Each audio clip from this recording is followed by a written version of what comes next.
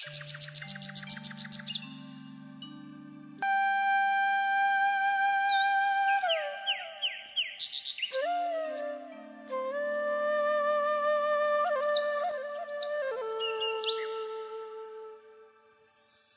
സുഹൃത്തുക്കളെ, ഞാനിപ്പോൾ നിൽക്കുന്നത് ആനാഗുഡിയിലാണ്.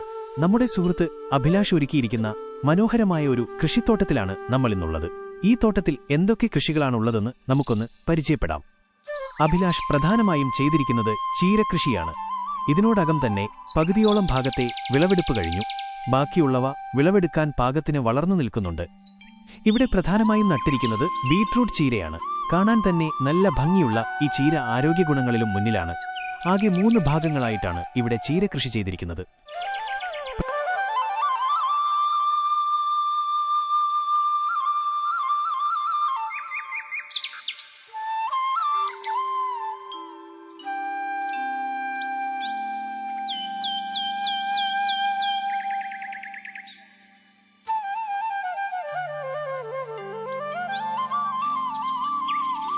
അടുത്തതായി നമ്മൾ നോക്കുന്നത് മത്തൻ കൃഷിയാണ്.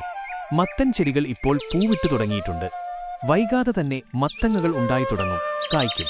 ഈ കൃഷിക്ക് ജൈവവളം മാത്രമാണ് ഉപയോഗിക്കുന്നത് എന്നത് ശ്രദ്ധേയമാണ്.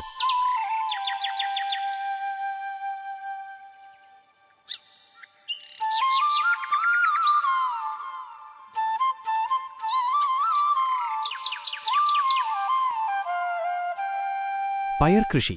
മത്തൻ കഴിഞ്ഞാൽ അടുത്തത് പയർ കൃഷിയാണ്. പയർ ചെടികൾ ഇപ്പോൾ പന്തലിൽ പടർത്തിയിരിക്കുകയാണ്.